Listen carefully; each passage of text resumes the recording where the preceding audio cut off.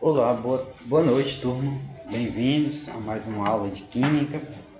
Hoje nós vamos falar sobre transformações químicas, né? Continuando aí da aula passada, conteúdo no qual a gente falou que numa transformação química, né, as massas permanecem constantes, ou seja, nós vimos que uma transformação química é quando se formam novas substâncias. Você mistura duas substâncias ou mais e elas vão formar uma nova substância.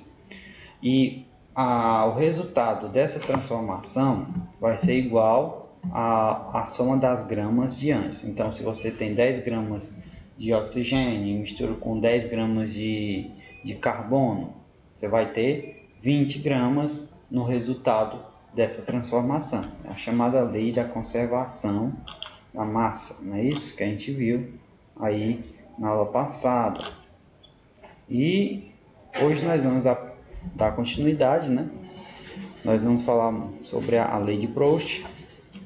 Bom, a lei conhecida por lei de Proust ou lei de proporções definidas.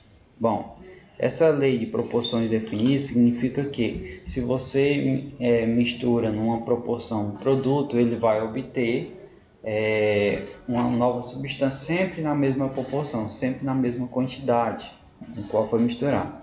Diz que cada substância, qualquer que seja a procedência ou forma de obtenção, apresenta a mesma proporção em massa dos elementos que foram formados. Observe, por exemplo, a composição da água é a mesma, não importando a região onde a amostra foi colhida. Então, a proporção da água H2O vai ser sempre H2O em qualquer lugar do mundo, né? A tabela a seguir contém dados de um experimento, a formação da água a partir de gás hidrogênio e gás oxigênio, já que a água é a junção desses dois. Então vamos lá. Massas envolvidas nas reações entre oxigênio e hidrogênio. Nós temos o estágio inicial e aqui nós temos o estágio final. Então vamos lá. Experimento 1. Pegou 32 gramas de oxigênio e 2 gramas de hidrogênio. 3 mais 2, né, seria igual a 34, certo? Pronto.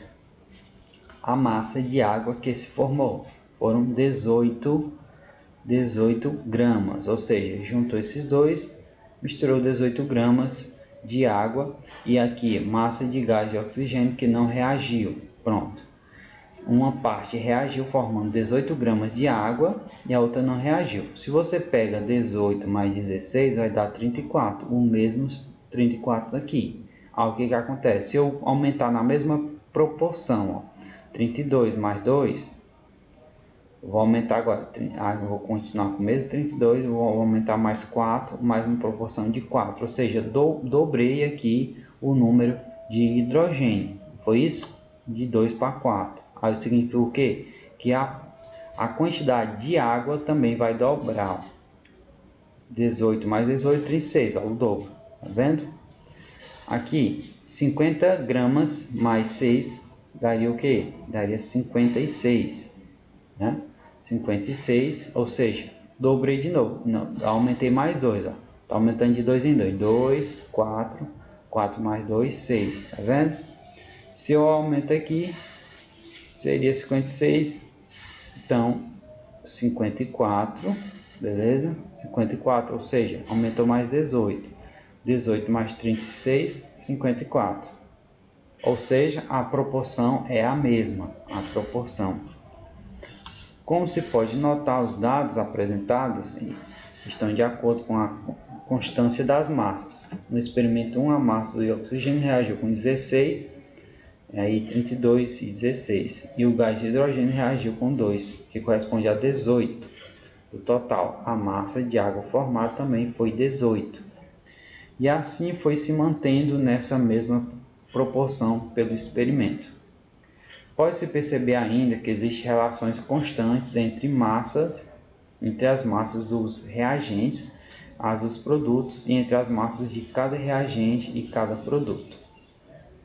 Observe a relação entre as massas de gás oxigênio e gás hidrogênio apresentado na tabela anterior é sempre constante. Bom, vamos verificar.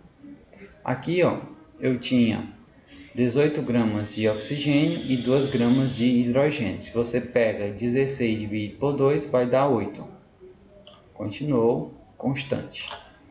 Agora ele aumentou, ele dobrou aqui, foi para 32, tá? 32 e dobrou embaixo, foi para 4. Também deu 8, mantendo-se constante. Você pode calcular os valores relacionados à massa, entre as massas de gás oxigênio e gás hidrogênio para os experimentos 3 e 4, se eu continuar aqui, né? Tente. Então, continuando, nós teríamos, o próximo seria 36 para 4, 54 para 6, 90 para 10, 9. Continua ainda com a mesma proporção. Agora a proporção de 9. Bom, conhecer as relações entre as massas das substâncias envolvidas em uma reação química permite calcular a massa de um produto de reação, sabendo-se que a massa de um dos reagentes que reagiu ou vai reagir, supondo-se um rendimento de 100%, ou seja, que todo reagente foi transformado em outro produto.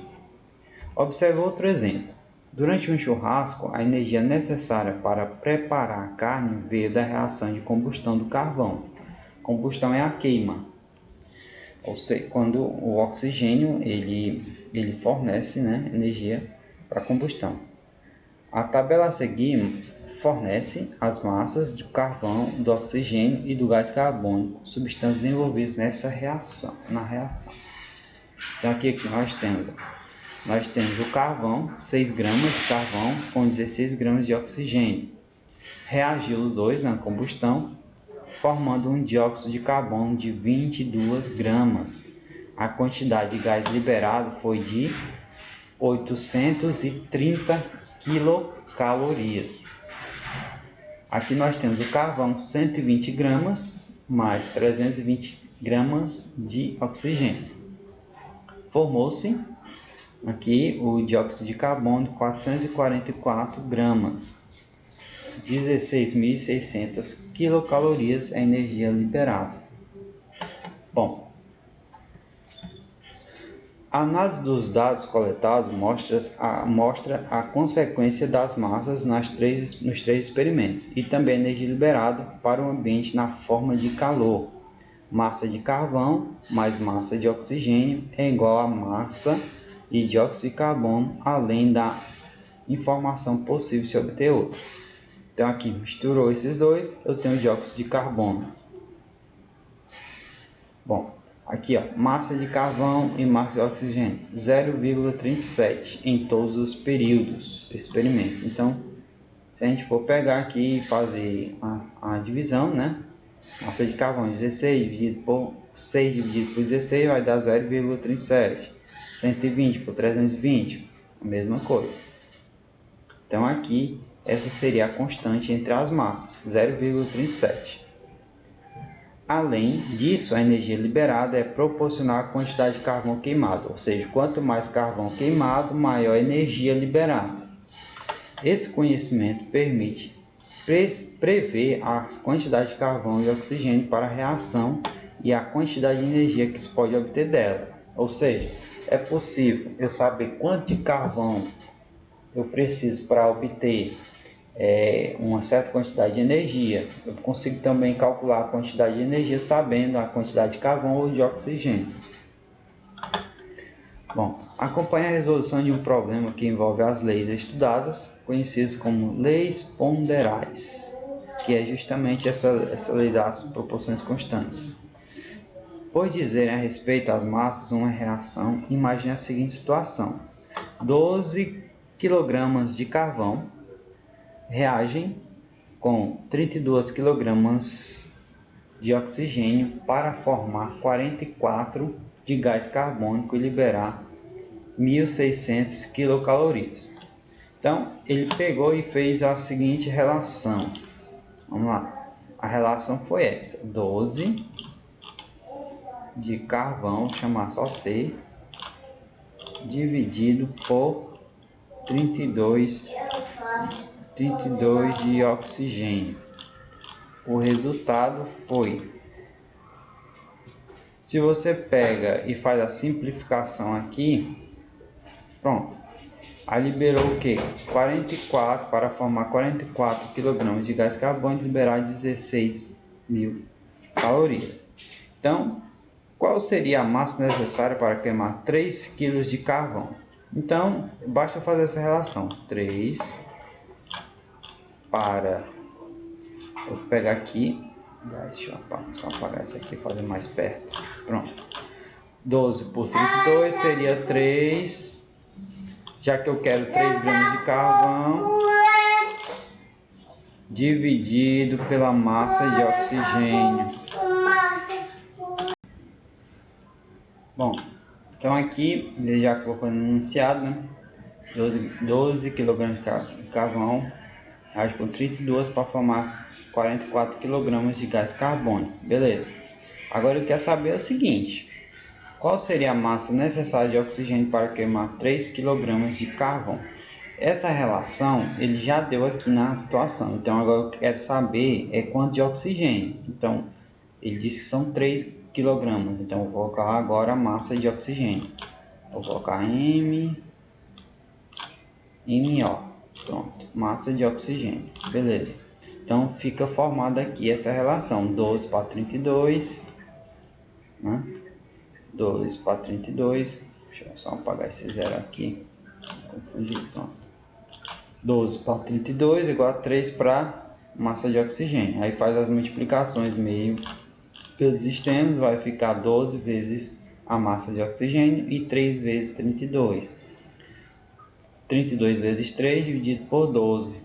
Então, fazendo as multiplicações, seria 12 igual a 12M. 12M, na verdade, ó, só ajeitar aqui. 12M igual a 32 vezes 3. 32 vezes 3 vai dar 96. Coloca logo o resultado aqui. E aí eu passar dividindo, o 12 está multiplicando, passa dividindo. Então vai ficar 96 dividido por 12. Então, 8 quilogramas. Então eu vou precisar de 8 kg de oxigênio para queimar 3 kg de carvão. Então, utilizando essa lei de Lavoisier, a massa de gás carbônico seria igual à soma das massas de carvão e de oxigênio. Assim, a massa será 3 kg de carvão mais 8 kg de oxigênio, nós teremos 11 kg de gás carbônico. É a soma total, né? Por fim, outra pergunta: quanto é a energia liberada pela queima de 3 kg de carvão? Aí a gente faz. Lá no enunciado dizia o seguinte: só pegar aqui, ó, 12 kg de carvão liberam 1.660 quilocalorias. Então eu ia fazer 12 por 1.660 quilocalorias. Pronto. Botaria aqui. E 3 igual a energia liberada. E faz a mesma multiplicação, meio pelos extremos. Fazendo as multiplicações aí, 1.660 vezes 3 dividido por 12 vai dar 415 quilocalorias. Beleza? Bom, e aí qualquer dúvida a gente tira na aula. Vocês podem estar perguntando, assim que vocês vão vendo o vídeo, vocês podem estar mandando as dúvidas, né? Aqui, ó, indique nos casos apontados a seguir se ocorreu ou não a transformação química. Vou responder aqui alguns, né? Depois vocês passam aí para o papel. Queima de uma folha de papel. Bom, pessoal, numa queima de uma folha de papel, o que a gente tem reunido? Nós temos o papel, nós temos a combustão que vem do oxigênio com o oxigênio e o gás, né? Aí o que acontece? Esse papel vai se transformar em outra substância, que é aquele pó e também a fumaça, né? Então, sim, houve uma transformação química. Seria a resposta aqui dessa letra A. Numa transformação química, para ver uma transformação química, é só você observar se houve a formação de uma nova substância. Se formou, beleza, tem uma transformação química. Se não formou, não é uma transformação química. A letra B, derretimento de um gelo. É uma transformação, mas me diga uma coisa, o gelo, ele não é formado por água? É, água, só que no estado sólido. Quando ele derrete, vai para o estado líquido. Continua sendo a mesma água, não é? Era água antes e água depois, ou seja, aqui não houve nenhuma transformação química. Se não há uma transformação química, se não há nenhuma nova substância, é porque não teve uma transformação química. Então aqui nesse caso é não. A resposta aí na letra B. E aqui, sublimação de uma bolinha de naftalina. Pessoal, naftalina é aquelas bolinhas que a gente coloca para evitar que as baratas roubem roupas, né? Então, essas bolinhas de naftalina, elas estão no estado sólido e elas se transformam em um gás, né? Então aqui, mais uma vez, eu tenho a transformação. Eu tenho uma transformação não química, mas sim uma transformação física. E aí vocês tentam resolver os restantes aí, beleza? Vou deixar aí vocês essas outras questões. Aí vamos fazer a segunda questão, letra A e letra B. Qualquer dúvida, vocês me procurem no privado. Bom, até mais e tenham um bom final de semana.